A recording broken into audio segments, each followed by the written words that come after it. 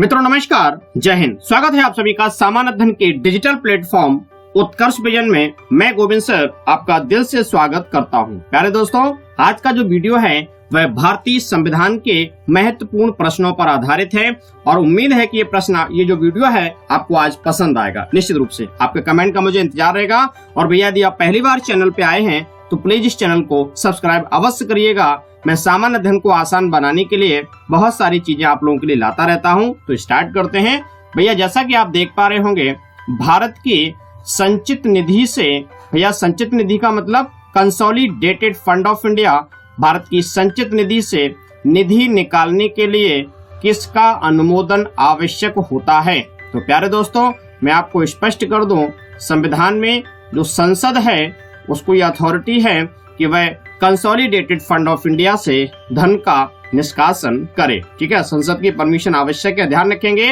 अगला सवाल है, पीएससी के सदस्यों को हटाया जा सकता है, ये माने अनुच्छेद की भैया बात कर रहे हैं, तो बड़े ध्यान से हम लोग आज पढ़ेंगे। तो भैया ध्यान रखेंगे, अगर हम बात करेंगे पीएससी की तो उसका मतलब है पब्लिक सर्विस कमीशन। बात जब पब्लिक सर्विस कमीशन की आ रही है तो लोक सेवा आयोग की भैया बात कर रहे हैं। ठीक है, तो लोक सेवा आयोग के सदस्यों को हटाया जा सकता है। संविधान का जो अनुच्छेद 317 है उसमें इस बात का प्रावधान किया गया है। मैं बात कर रहा हूँ पीएससी की। ठीक है भैया, अगली बात, जिला न्यायाधीश के पद का वर्णन संविधान के किस अनुच्छेद में है? भैया बहुत इंपॉर्टेंट बात है, प्लीज आप नोट जरूर कर लीजिएगा। संविधान के अनुच्छेद 233 में डिस्ट्रिक्ट मजिस्ट्रेट माने जिला जो डिस्ट्रिक्ट जज होंगे, ठीक है ना भैया। यहाँ पे मैं बता दूं, डीएम हम लोग नाम सुनते हैं, प्रशासनिक अधिकारी जिले के जिलाधिकारी के रूप में। अगर हम डीएम की बात करें, वो भी एक न्यायिक अधिकारी के रूप में काम करते हैं, इस बात को ध्यान में रखिएगा। अगली बात कर रहे हैं, घरेलू हिंसा से महिलाओं की सुरक्षा। इंपॉर्टेंट बात है, घरेलू हिंसा से महिलाओं की सुरक्षा अधिनियम कब लागू हुआ? तो भैया जी इसका आंसर होगा 26 अक्टूबर 2006 से ये जो महिलाओं की सुरक्षा से संबंधित अधिनियम है ये भैया लागू हुआ था। इस बात को आप जरूर ध्यान रखिएगा। अगले सवाल पे बढ़ रहे हैं, एससी माने अनुसूचित जाति और एसटी माने अनुसूचित जनजाति अत्याचार निवारण अधिनियम एक्ट माने एसीटी अधिनियम 1989 कब प्रभावी हुआ? बहुत ही इंपॉर्टेंट बात है भैया, तो आपको टिक लगाना है। 30 जनवरी 1990 को ये प्रभावी हुआ था, ध्यान में रखेंगे। अगली बात, किस अनुच्छेद के द्वारा, ए का मतलब आर्टिकल है, किस अनुच्छेद के द्वारा सिखों द्वारा कृपाण माने कटारी धारण करना धार्मिक स्वतंत्रता का अंग माना गया है? बड़ी ही इंपॉर्टेंट बात है भैया, तो ध्यान रखेंगे। धार्मिक स्वतंत्रता के अंतर्गत धार्मिक स्वतंत्रता की बात कर रहे हैं भैया। और अगर हम अनुच्छेद की बात करें तो अनुच्छेद कौन सा है? माने आर्टिकल 25 अनुच्छेद 25 में इस बात का प्रावधान किया गया है। अगली बात, सरकारीय आयोग का जो विषय है वह क्या है? तो मैं आपको भैया बात बता दूं, माने केंद्र राज्य संबंधों के लिए बनाया गया था। केंद्र राज्य संबंधों के लिए भैया बनाया गया था। सरकारिया कमीशन की बात कर रहे हैं, बहुत इंपॉर्टेंट बात है। और बात अगर इस आयोग की करें तो भैया ध्यान रखेंगे, जून 1983 में ये आयोग बना था। मैं सेंट्रल स्टेट रिलेशन की बात कर रहा हूं। दोस्तों अगला सवाल मैं आपके लिए जो है मैं लेके आया हूं वो ये है कि संविधान सभा का, आप देख पा रहे होंगे, संविधान सभा का संवैधानिक सलाहकार किसे नियुक्त किया गया था? प्रश्न काफी अच्छा है भैया, ध्यान रखेंगे।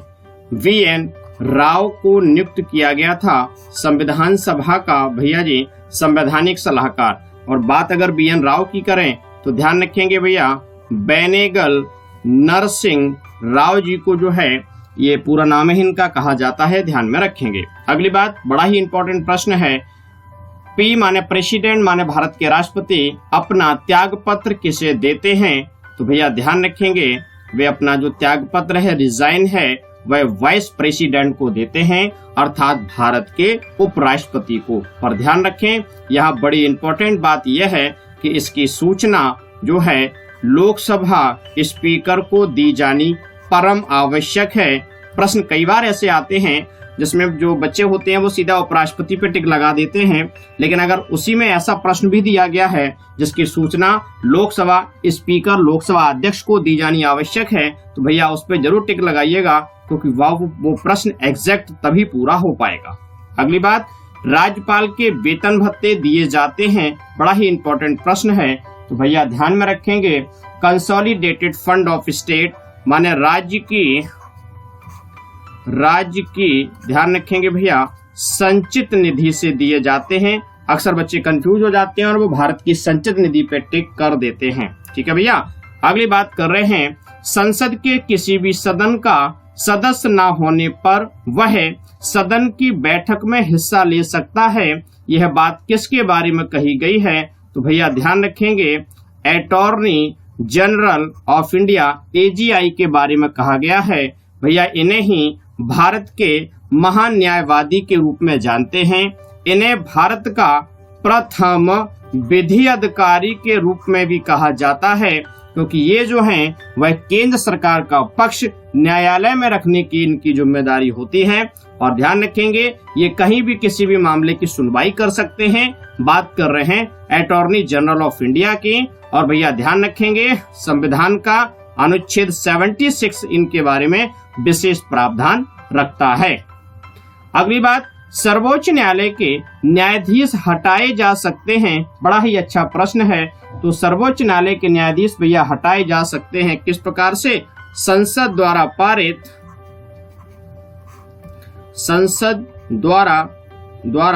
पारित कैसी प्रक्रिया? कदाचार की प्रक्रिया। कदाचार मिसकंडक्ट की बात हो रही है, माने महाभियोग जैसी प्रक्रिया है। इस बात को ध्यान में रखेंगे, किसके द्वारा? संसद के द्वारा हटाए जा सकते हैं। इस इंपॉर्टेंट बात को भैया जरूर याद रखें। अगला, बिना विधानसभा सदस्य निर्वाचित हुए कोई भी व्यक्ति जो है मंत्री किस समय तक पद धारण रह सकता है? माने कोई भी सदस्य विधानसभा का वह नहीं है और वह मंत्री बन सकता है कितने समय तक? तो जो प्रावधान है वह 6 मंथ का किया गया है। वह 6 मंथ तक मंत्री पद धारण कर सकता है और उसके बाद उसे निर्वाचित होना, चुनाव जीतना परम आवश्यक है। ठीक है भैया, अगली बात है सूचना का अधिकार क्या मूलाधिकार है? प्रश्न बहुत अच्छा है। सूचना का अधिकार क्या FR माने फंडामेंटल राइट माने क्या मौलिक अधिकार है? तो आंसर आएगा नहीं माने नो। फिर ये कैसा अधिकार है? तो बात जब सूचना के अधिकार की करेंगे भैया तो ध्यान रखेंगे यह कैसा है? यह वैधानिक अधिकार है। यह कैसा है भैया? यह वैधानिक अधिकार है। इस बात को ध्यान में रखेंगे। ठीक है, अगली बात हम लोग कर रहे हैं भारत सरकार की प्रथमता सारणी। बहुत अच्छा सवाल है भैया, आप जरूर ध्यान में रखेंगे। भारत के प्रथमता सारणी जो है मैं सर्वोच्च न्यायालय chief justice of India Bharat के जो मुख्य न्यायाधीश हैं के ऊपर कौन सा पद आता है?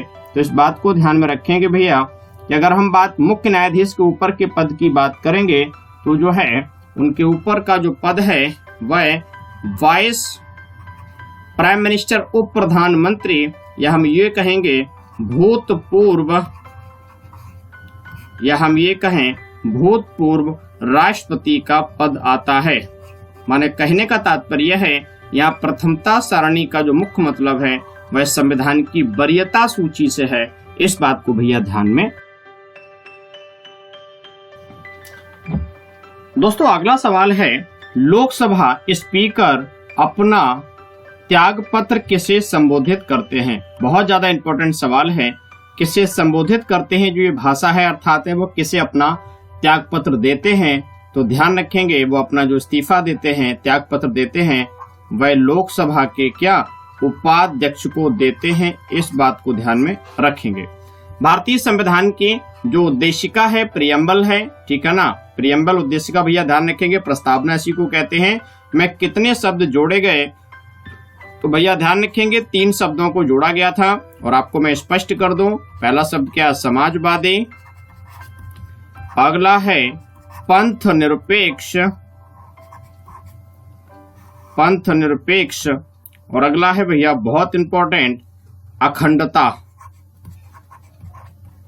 ठीक है ना, ये ध्यान में रखेंगे। 3 शब्द जोड़े गए थे, 42वें संविधान संशोधन के द्वारा इन शब्दों को जोड़ा गया। तो समाजवादी, पंथनिरपेक्ष और अखंडता शब्दों को जोड़ा गया। 3 शब्द थे, ध्यान रखेंगे। अगला, राज्य विधानसभा का 17वां करने का अधिकार किसे प्राप्त है? तो भैया ध्यान रखेंगे, बात हो रही है राज्यपाल महोदय की। ठीक है भैया। अगला सवाल है, 6 अनुसूची में कितने राज्यों का वर्णन है? तो मैं आपको बता दूं भैया, 4 राज्यों का वर्णन है। और बात अगर 6ठी अनुसूची की करेंगे तो इम्पोर्टेंट सवाल यह है, किसी 6ठी अनुसूची में वर्णन है कि असम, मेघालय, मिजोरम, त्रिपुरा, माने असम, मेघालय, मिजोरम, त्रिपुरा के जनजातीय क्षेत्रों के प्रशासन के बारे में प्रावधान है। तो टिक करेंगे 4 राज्यों में। भैया ये वाला सवाल जब आता है कि 6ठी अनुसूची में, तो ऑप्शन जो दिए जाते हैं असम, मेघालय, मिजोरम, त्रिपुरा, इन 4 में से एक को हटा करके कोई नया राज्य दे देते हैं और फिर ये पूछा जाता है कि 6ठी अनुसूची में किस राज्य का वर्णन नहीं है। तो आपको बहुत सावधानी से इस बात को ध्यान रखना है। अगली बात, 73वां 73, 74वां 74 संविधान संशोधन के समय भारत के प्रधानमंत्री कौन थे? तो ध्यान रखेंगे, नरसिंहा राव जी थे। ठीक है भैया जी, नरसिंहा राव जी थे। नरसिम्हा थोड़ा से लिखेंगे, नरसिम्हा राव जी थे। इस बात को भैया ध्यान में रखेंगे। अगली बात, संविधान सभा में चुने हुए स्थायी अध्यक्ष कौन थे? बहुत अच्छी बात है, डॉक्टर राजेंद्र प्रसाद जी की बात हो रही है। डॉक्टर राजेंद्र प्रसाद संविधान सभा द्वारा चुने गए कैसे थे? स्थायी अध्यक्ष के रूप में थे। इस बात को ध्यान में रखेंगे। अगला, सर्वोच्च न्यायालय का न्यायाधीश बनने के लिए कितने वर्ष उच्च न्यायालय के एडवोकेट का अनुभव प्राप्त होना चाहिए? बहुत अच्छा सवाल है। लगातार 10 वर्ष एडवोकेट के रूप में जो व्यक्ति काम किया हुआ हो, राष्ट्रपति की नजर में विशेष कानून का जानकार हो, पारंगत विधिवेत्ता हो, उसे सर्वोच्च न्यायालय का क्या है? न्यायाधीश। भैया ध्यान रखेंगे, सर्वोच्च न्यायालय का न्यायाधीश बनाया जा सकता है। अगली बात, एसटी आयोग का वर्णन, माने शेड्यूल्ड ट्राइब की बात कर रहे हैं। अनुसूचित जनजाति आयोग का वर्णन संविधान के किस अनुच्छेद में है? तो भैया ध्यान में रखेंगे, ए का मतलब आर्टिकल है। संविधान के अनुच्छेद 338 ए की बात कर रहे हैं। इसमें अनुसूचित जनजाति आयोग का वर्णन है भैया।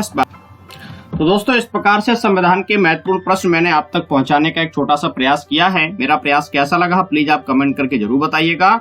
और भैया चलते चलते मैं आपको बता दूं, मैंने आप लोगों के लिए एक विशेष प्रकार की वेबसाइट बनाई है जो सीधे तौर पे सामान्य अध्ययन को आसान बनाने के लिए पूरी तरीके से समर्पित है। वेबसाइट को क्या करना है भैया, आपको गूगल पे टाइप करना है utkarshvision.blogspot.com। जब आप टाइप करोगे तो वेबसाइट मिल जाएगी और सीधे तौर पे सामान्य अध्ययन की बहुत सारी जानकारी आसान भाषा में इसमें मेरे देने का प्रयास किया है। प्लीज जरूर विजिट करिएगा। और आपको अगर इसमें ब्लॉग अच्छा लगे तो प्लीज भैया कमेंट जरूर करिएगा।